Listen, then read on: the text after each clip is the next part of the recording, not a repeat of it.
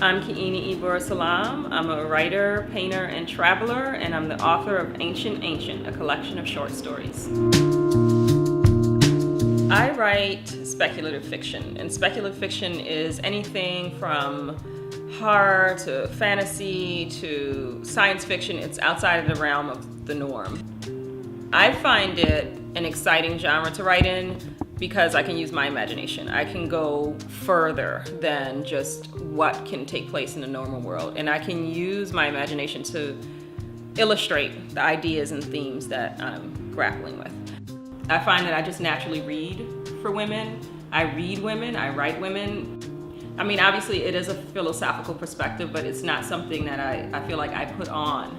And I remember reading this story once, and it was a poem, and it was a male friend gave it to me, and he said, "Isn't this beautiful?" But it was the cinnamon peeler's wife, and she smelled like cinnamon because of his fingers. And so I made a comment about that, and he was like, "Oh, can't you just read anything? Why is it always got to be this gender thing?" And I don't know. I mean, that's just how I see it, because if I'm going to place myself in a story, I'm going to be in the body of the woman. And if her identity is based on her partner, then I'm going to have a question about that.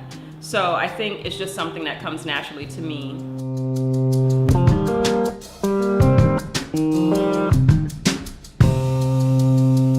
Rosamojo is a story about a girl who has been sexually abused by her father. And it's also a girl who's semi-recently discovered magic, and that she has these powers that she doesn't completely understand.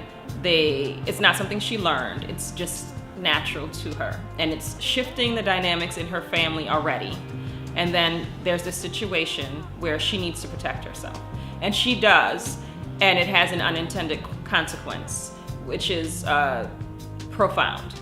Life is pretty difficult. And sometimes when you're protecting yourself, it's not like you protect yourself, you win. You protect yourself, but there are many sort of consequences. Even when you are in the right, even when you feel like you made the right choices, you still have to live with those choices. What I hope readers get from Ancient Ancient, my short story collection, is an experience. What I do hope to do always is immerse the reader into a very sensory world and sort of take over their senses for a point in time and displace them and put them in a new world and allow them to sense what it might be like and to feel what it might be like to live a different life. And I hope that after doing that, they're moved and they're changed, and that they somehow see things in a different way.